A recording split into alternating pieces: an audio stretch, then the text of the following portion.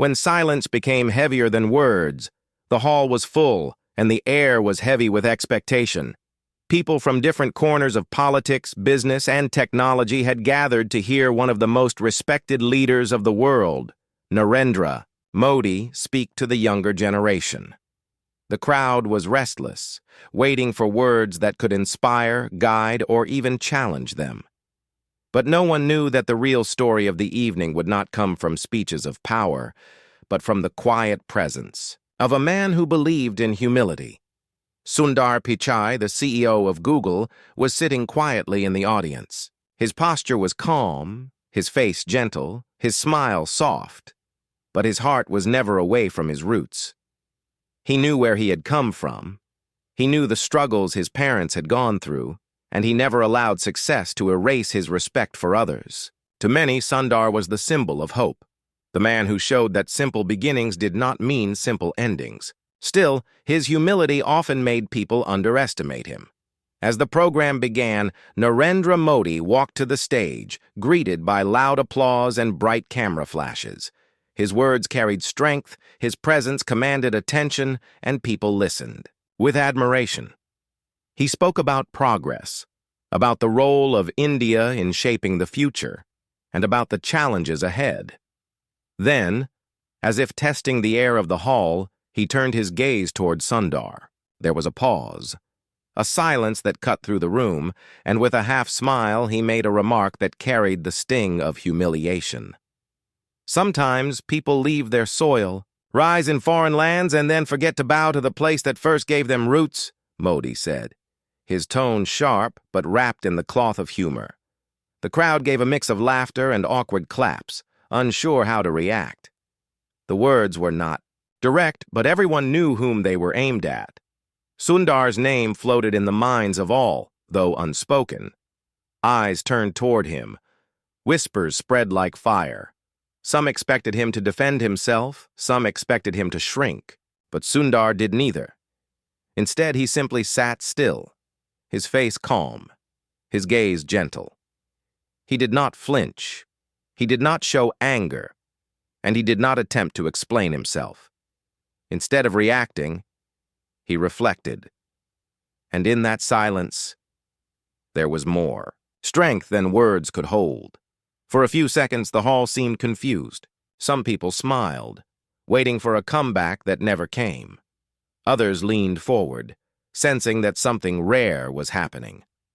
Sundar's silence was not weakness, it was depth. His humility was not surrender, it was resilience.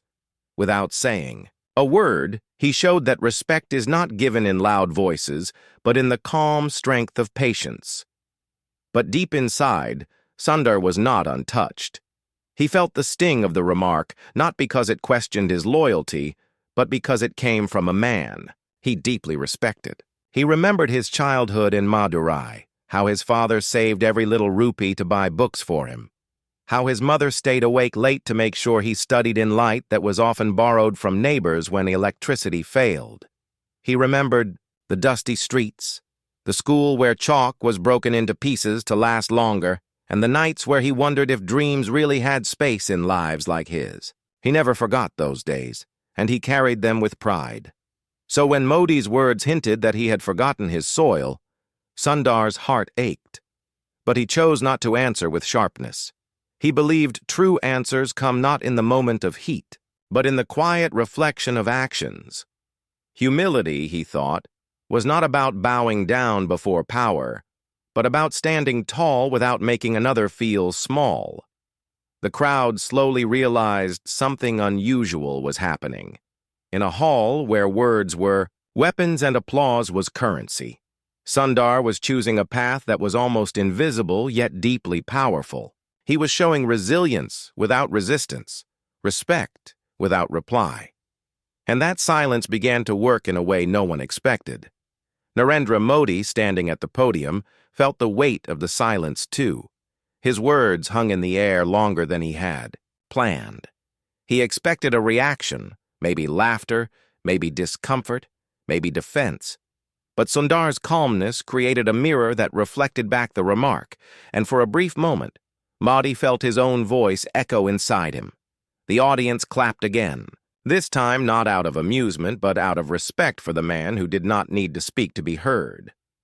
The hall shifted, the mood turned, and what was meant to humiliate began to inspire.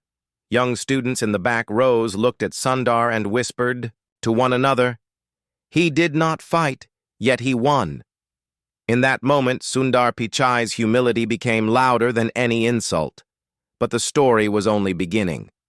Behind the calm silence, a journey of reflection, conflict, and transformation was about to unfold. Modi would soon discover that the true test of power is not how many words one can speak, but how many silences one can understand.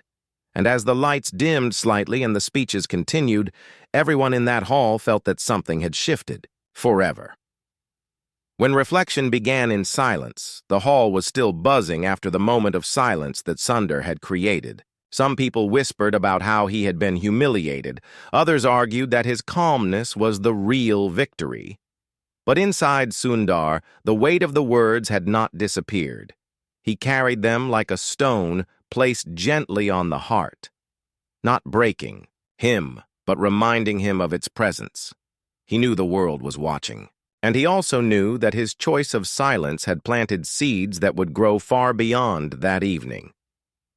Narendra Modi continued with his speech, moving from topic to topic. But in his mind, the image of Sundar's quiet face would not leave. Modi had faced many strong opponents in his life, people who shouted, people who argued, people who resisted with fire in their eyes. But this calmness, this refusal to defend or attack, unsettled him in a way he could not explain. It felt as if Sundar had given him a mirror without glass, a mirror that reflected only truth. After the program, the guests began to move toward the dining hall. Chandeliers lit the room with golden light, and waiters moved quickly with trays of food.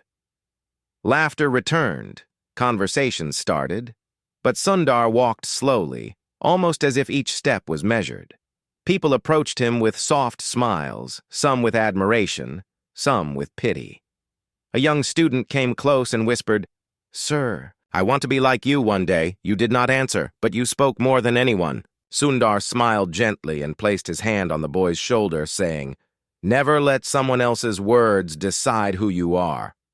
Modi, too, entered the dining hall, surrounded by officials and supporters. His presence was still strong, but inside him there was a quiet storm.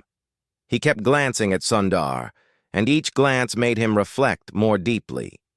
He had meant his words as a light remark, but he could not escape the question that now burned in his own heart. Had he been fair, or had he let pride cover respect? The evening went on. Sundar found a corner where he could sit alone, looking at his plate but not eating much. He thought about his father again, the man who had taught him to remain calm when life was unfair. He remembered his father saying, "Anger burns quickly, but patience builds forever." Sundar realized that tonight, his silence had not only protected him, but had given a lesson that many in the hall had understood without words. Suddenly, a man in his late 50s, dressed in simple clothes unlike the others, came close to Sundar. His voice was soft, yet his eyes were full of strength. "I saw what happened," the man said. "Many laughed, but I felt pain. What you showed today is not weakness, it is greatness. Never forget that humility is a weapon more powerful than any sword." Sundar listened, nodded gently, and thanked the man. Outside, the news had already spread. Journalists wrote headlines, some saying, "Modi's sharp remark leaves Pichai silent," while others wrote, "Sundar Pichai's calmness wins hearts." The public began to debate, some calling it humiliation, others calling it inspiration. But for those who had been in the hall, they knew the truth. They had seen humility turn into quiet strength. That night, in his residence, Narendra Modi sat alone in his study. The room was filled with books, portraits, and documents. But his mind was not on work. He replayed his own words again and again. He asked himself why Sundar had not replied. Was it fear? Was it respect? Or was it something deeper? He thought. About the boy he once was, the boy who sold tea at the railway station, the boy who knew the pain of being looked down upon. And for the first time in a long while, Modi felt that maybe his own words had carried the very arrogance he once fought against. The reflection began to dig deeper into his mind. He realized that true greatness was not in power, not in position, but in the ability to stay kind when you had every reason not to. Sundar had reminded him of something he had almost forgotten. Humility is not a weakness. It is the highest form of strength. But Modi was not the kind of man to admit this easily. Pride and responsibility wrapped around him like armor. He could not just walk to Sundar and say, "Sorry, not yet." But deep inside, the seed of reflection had been planted, and it was growing faster than he expected. As the night moved on, Sundar sat by his window, looking at the city lights. He knew the story was not ending here. He knew the silence he had chosen tonight would follow him, and it would follow Modi too. The world had only seen the surface. What was about to come would go much deeper, pulling both men into a journey where humility and reflection would collide with power and pride. And, though no one could hear it yet, the silence of Sundar Pichai had already started to change the heart of Narendra Modi. When pride met quiet strength the next morning, newspapers and digital screens were filled with the images of the event. Photographs showed Narendra Modi standing strong at the podium, and right beside those pictures were frames of Sundar Pichai sitting calmly, his expression unshaken. Headlines told different stories. Some wrote about a sharp remark that stunned the tech leader. Others highlighted how silence had turned into dignity. Sundar read none of them. He had long learned that the noise outside could not guide the peace inside. Instead, he began his day as he always did. He spoke with his team at Google, checked updates, and made decisions with the same gentleness and clarity. But inside, a thought kept repeating. The power of humility is not in ignoring insult, but in showing the world that kindness is not weakness. While Sundar continued his day, Narendra Modi could not escape the reflection that had begun the night before. In meetings, his mind drifted back to the hall. The memory of Sundar's silence disturbed him more than any opposition ever had. He had faced protests, he had faced criticism, and he had faced leaders who spoke back with anger. But Sundar's silence had entered his thoughts like a whisper that refused to fade. His advisors noticed his distraction. One of them said gently, "Sir, the remark from yesterday is everywhere in the media. Some people are praising Sundar Pichai for his humility. Should we respond?" Modi remained quiet for a long moment before saying, "No, let it be." But inside, he was asking himself a harder question. Why does this silence weigh so heavily? On me? By evening, the story had reached millions. Social media was divided. Some called Sundar a man without courage. Others said he was the true face of strength. Debates grew louder, but Sundar stayed silent, refusing interviews and comments. His silence itself became the answer. That night, Sundar went to meet a small group of young Indian engineers who had gathered to hear him speak. The hall was not grand. There were no bright chandeliers, only simple lights and hopeful faces. When Sundar stepped onto the stage, they clapped.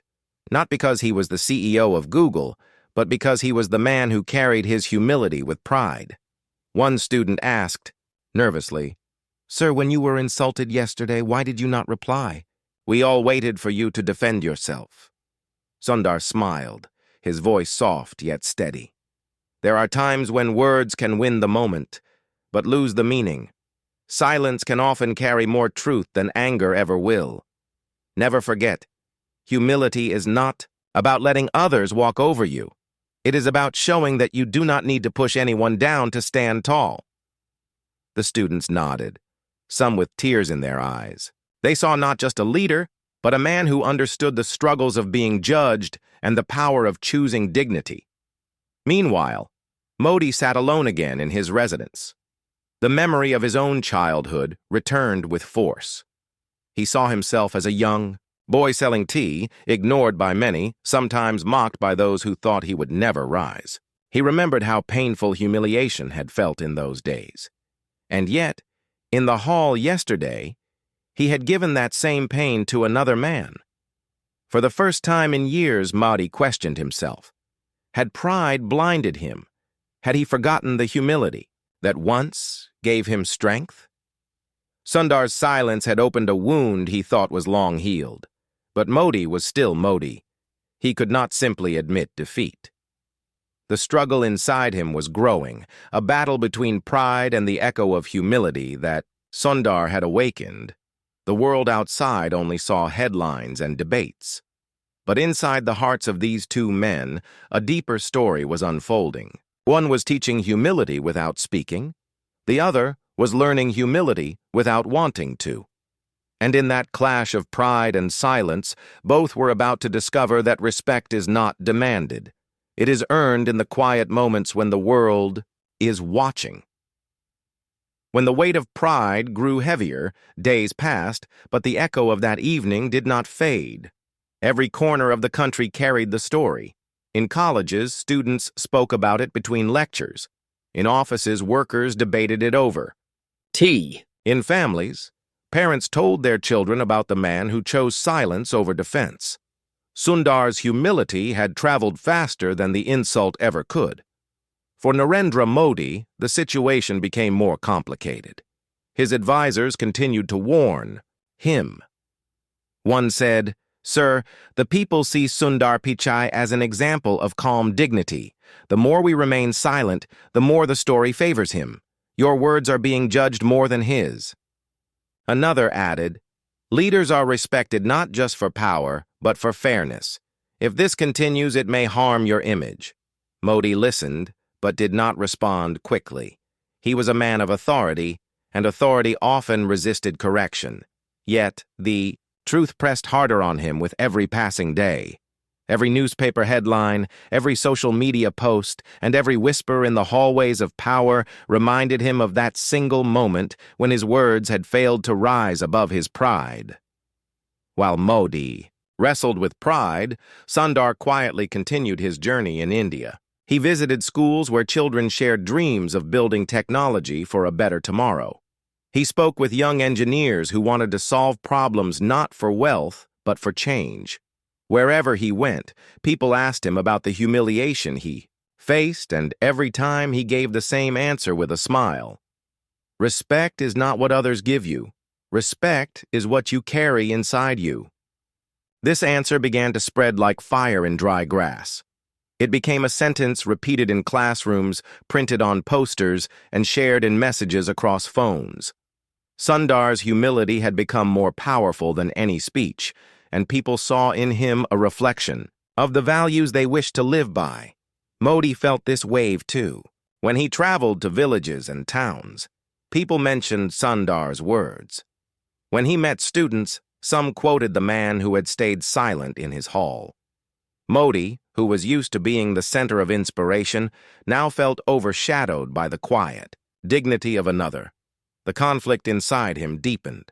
One night, as he sat with his closest aide, he finally admitted, "His silence follows me everywhere. It is as if he spoke without speaking, and the world heard it louder than my words." His aide replied gently, "Perhaps that is the lesson, sir. Perhaps greatness lies not in the voice that speaks, but in the heart that remains calm." These words stayed with Modi long after the aide left. He could not ignore the truth anymore. The weight of pride was now heavier than he could carry. He realized that if he wanted peace, he would have to face Sundar again, not as a leader addressing a crowd, but as a man seeking understanding. Fate did not wait long to create this chance. Within a week, both Modi and Sundar were invited to the same international forum, a gathering where leaders, thinkers, and innovators from across the world came together. The organizers had unknowingly set the stage for a meeting that would decide whether pride would stand tall or humility would break it down. When the day came, the hall was grand, larger than the one before, filled with global leaders and bright lights. Cameras were ready, Reporters prepared, and once again, Sundar and Modi found themselves under the same roof. The memory of the last event hung between them like a shadow waiting to return. But this time, the silence would not be enough. The world was watching again, and both men knew that something deeper had to happen. Modi felt his heart grow restless, his pride pushing against his reflection, while Sundar, calm as always, carried the same quiet strength that had changed the story once before. The moment of collision was drawing near, and the hall was about to witness whether pride could bend before humility, or if humility would once again turn the weight of insult into the light of respect. When silence and power stood face to face, the International Forum had gathered the brightest minds and the most powerful leaders from around the world. The air was filled with energy, the kind that comes when the future is being discussed by those who hold the power to shape it. Banners of innovation, progress, and unity decorated the hall. But beneath all of that, one quiet tension overshadowed everything. The unspoken moment between Sundar Pichai and Narendra Modi. The audience knew of their last encounter. The memory of that hall, the sharp remark and Sundar's calm silence had traveled far beyond borders. Reporters whispered, cameras focused, and the crowd waited. They knew that today could bring either reconciliation or another clash. Sundar entered first, simple in his manner, his face calm, his steps steady. People greeted him warmly, their respect visible in their smiles. He nodded gently, acknowledging their presence without seeking attention. He sat in his place, his focus on the program, not on the whispers around him. Minutes later, Narendra Modi walked in. The applause was loud, his presence commanding, yet his eyes betrayed something unusual. He scanned the hall, and when his gaze met Sundar's, time seemed to slow. For a brief moment, the leader who had stood unshaken before nations felt a hesitation. He had never known. The program began with speeches from various leaders. They spoke of technology, climate change, education, and unity. But the real anticipation was for the session where both Sundar and Modi would be on stage together. When their names were finally announced, the hall erupted in applause. Both men rose and walked toward the stage. They sat side by side. The contrast was striking. Modi with his firm, strong presence, and Sundar with his quiet, humble calm. The moderator asked them questions about technology and its role in shaping the future of humanity. Sundar spoke softly, explaining how innovation must serve people, not control them. Modi spoke firmly, talking about national strength and progress. Their answers were different, yet the audience felt the hidden weight of something more personal unfolding. Then came the question that everyone was waiting for. The moderator, with careful words, asked, "Many people remember the last time you both shared a stage in India. It sparked conversations across the world. Today, people are curious. What message do you both wish to give now?" The hall fell, silent. Cameras zoomed in. It was no longer about technology or politics. It was about respect, humility, and pride. Modi looked at Sundar, and Sundar looked back at him. For a long moment, neither spoke.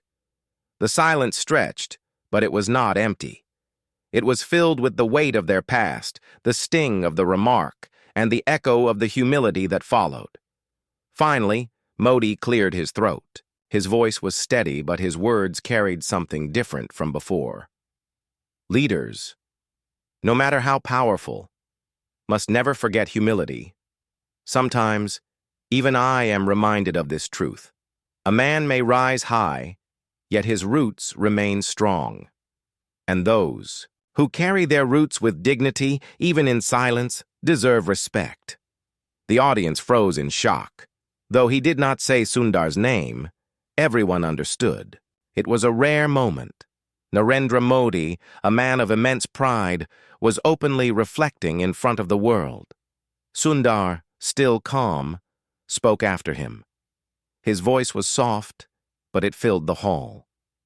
True respect does not come from words of others, but from the way we choose to carry ourselves. We cannot control what people say about us, but we can control what we reflect back to them. Humility is not weakness, it is strength that lasts.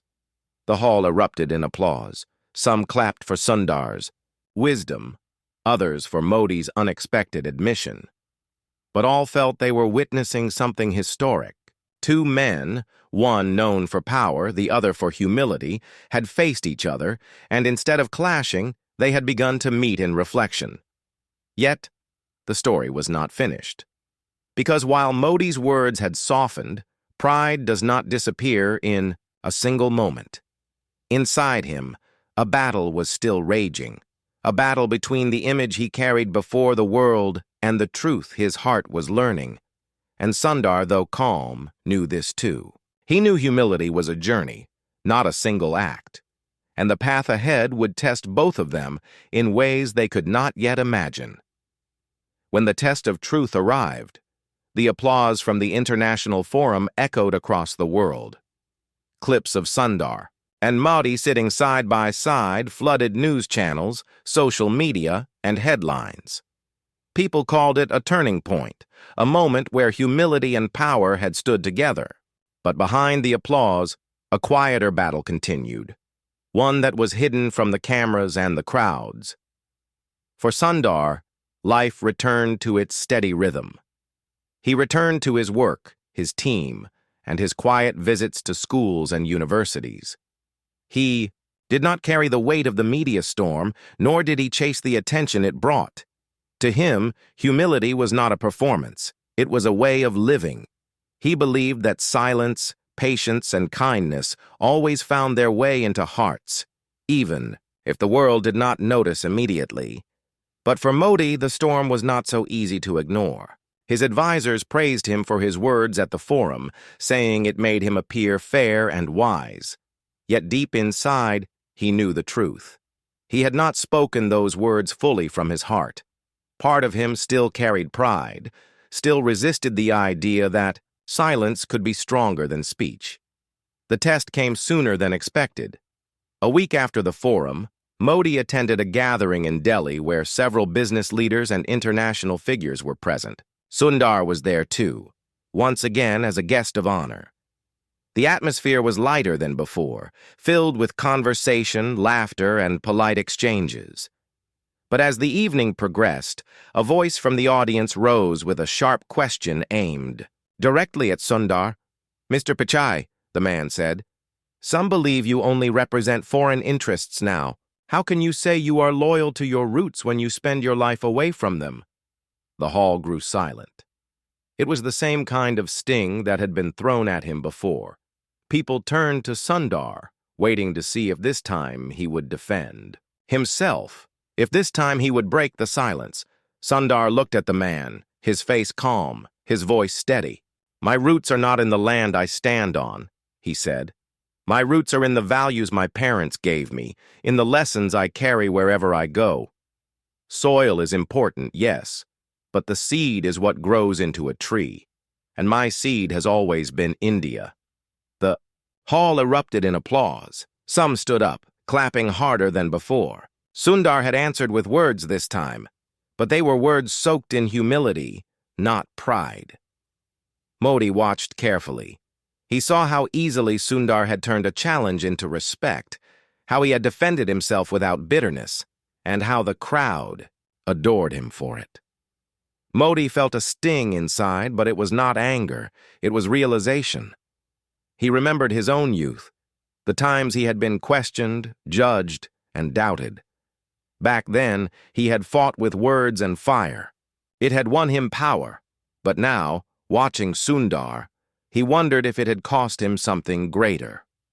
Later that evening, Modi found himself alone again, sitting in silence.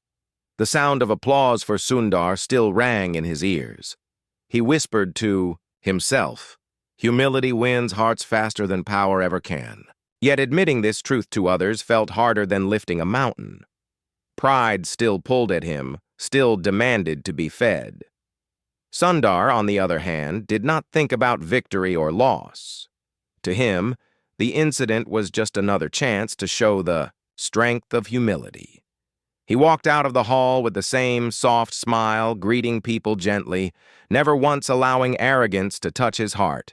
But fate was not finished with them. Another moment was coming, one that would not test Sundar, but Modi himself.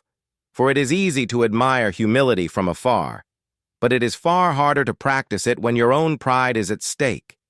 The world had seen words, silence, and reflection.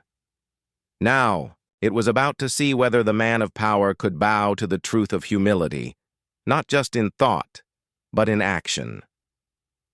When pride bowed before humility, the days after the Delhi gathering weighed heavily on Narendra Modi. Everywhere he went, he heard the echo of applause for Sundar. In conversations with students, in interviews with the media, and even in private discussions with his own advisors, the same theme returned again and again. Humility is greater than pride.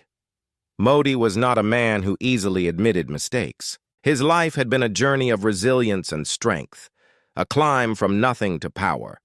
He had faced humiliation in his youth, and he had vowed never to bow again. But now, as he reflected on Sundar's silence, his patience, and his gentle yet powerful answers, Modi realized that bowing was not weakness. Bowing to truth was strength. One evening, a special event was arranged at a university. Both Sundar and Modi were invited to speak to the students. The hall was filled with young faces eager to listen, their eyes full of hope for the future. Sundar was seated quietly at one side, while Modi was welcomed with applause and cheers. After several speakers, it was Sundar's turn. He spoke about dreams, about values, and about the importance of kindness in leadership. His words were soft, but they touched the hearts of everyone present. When he finished, the applause was long and heartfelt. Then Modi rose to speak. The hall grew silent, waiting for his voice. He looked at the students, then at Sundar, and for a long moment he said nothing. His eyes softened, and for the first time his voice carried not just authority, but vulnerability. "I once made a remark," he began, "a remark that questioned whether a man who left his homeland could still carry its roots with him. I thought my words showed strength, but in truth they showed my pride.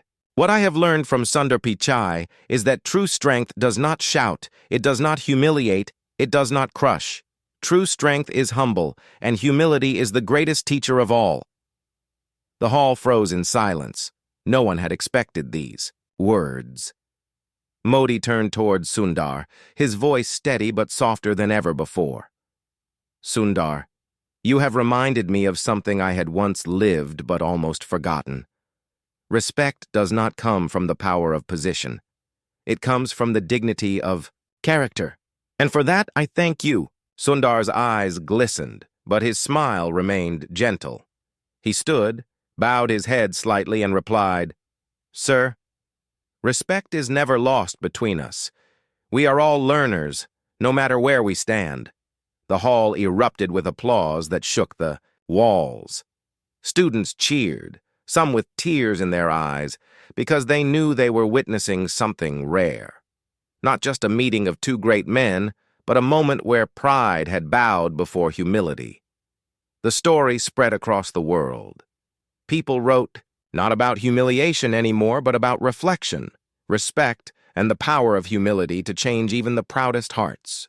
It became a lesson shared in classrooms, in workplaces, and in homes, that kindness is never weakness, and humility can transform even the hardest moments into light. As Sundar left the hall that evening, walking slowly among the students, he felt no sense of victory. To him, humility was not about winning. It was about reminding people of what truly mattered. And as Modi walked out later, he felt lighter than he had in years. For the first time in a long time, pride had stepped aside and respect had taken its place. And so, the story that began with humiliation ended with reflection, showing the world that the greatest power a person can hold is not in their voice, not in their position, but in their ability to remain humble when the world tests them most.